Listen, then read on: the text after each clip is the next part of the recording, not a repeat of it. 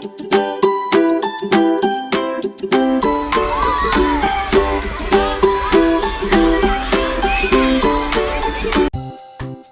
घंटी। एक गांव में गोलू नाम का एक लड़का था। वो अपनी माँ और छोटी बहन के साथ रहता था। वो आसपास की भेड़ बकरियां चराने जंगल में जाता था। वहाँ एक विशाल पेड़ था। गोलू उस पेड़ की छाव में गाना गाता था। वो सारी भेड़ बकरियों पे नजर रखता था। शाम होते ही गोलू वापस गांव आ जाता था और सभी भेड़ बकरियों को गांव के सभी लोगों को सौंप देता था। दिन भर कड़ी धूप में भेड़ बकरियों को चराने के लिए उसे हर घर से कुछ पैसे मिलते थे।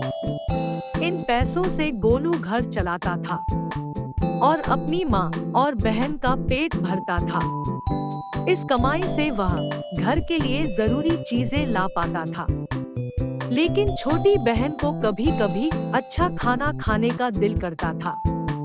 वो हर दिन रूखा सूखा खाकर ऊब गई थी। ये बात गोलू समझता था, लेकिन वो कर भी क्या सकता था। उसे अपनी बहन की पढ़ाई के लिए भी पैसे जोड़ने थे।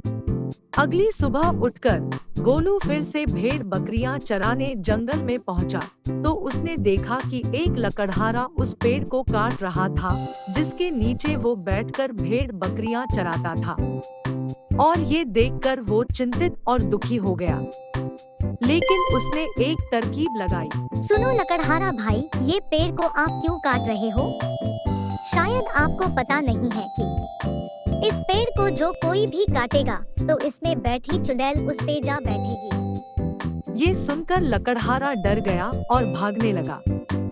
लकड़हारे के भागते ही उस पेड़ की आत्मा वहां प्रकट हुई और उसने खुश होकर कहा, तुमने मेरी जान बचाई है, इसलिए मैं बहुत प्रसन्न हुआ हूँ और तुम्हें उपहार के रूप में एक घंटी देता हूँ। भला मैं इस घंटी का क्या करूँगा? ये घंटी कोई ऐसी वैसी घंटी नहीं है, ये जादुई घंटी है। इससे तुम जो चाहो खाने के लिए मांगा सकते हो, लेकिन हमेशा यह बात ध्यान रखना कि दिन भर में सिर्फ एक बार ही तुम खाना मंगवा सकते हो। शुक्रिया मेरे दोस्त। गोलू बहुत खुश हुआ कि अब कोई भूखा नहीं सोएगा और साथ ही छोटी बहन को जो चाहिए होगा उसे खाने के लिए मिल जाएगा। शाम को जब गोलू घर पहुंचा, तो उसने माँ को और छोटी बहन को सारी घटना बताई। उसके माँ और बहन बहुत खुश हुए और उन लोगों ने उस जादुई घंटी से जो चाहिए था वो मंगवाकर जी भर के खा लिया और सो गए। अगली सुबह उठकर गोलू भेड़ बकरियों को लेकर चला गया। जब वापस शाम को घर पहुंचा, तो उसने देखा सभी बर्तन खाली पड़े हैं। उसके लिए बस रूखी सूखी रोटी और चटनी है जो रोज खाता था। ये देखकर गोलू को दुख हुआ और गुस्सा भी आया। उसने कुछ नहीं खाया और सो गया। अगली सुबह वो अपने साथ जादुई घंटी को ले गया। इधर घर पर जब माँ और छोटी बहन को बहुत भूख लगी, तो उन दोनों ने उस घंटी को बहुत ढूंढा। पूरा घर तलाश लिया, पर वो घंटी नहीं मिली। वो लोग बहुत उदास हो गए। उन्होंने सोचा शायद घंटी गुम हो गई है और अब घंटी नहीं मिलेगी और ना ही खाना मिलेगा। आखिर वो लोग भूखे ही सो गए। शाम को जब गोलू वापस आया, तो गोलू ने अपनी जेब से घंटी निकाली और जो चाहिए था उसने जादुई घंटी से मंगवा लिया। ये सब कुछ देखकर माँ और छोटी बहन को बहुत दुख हुआ।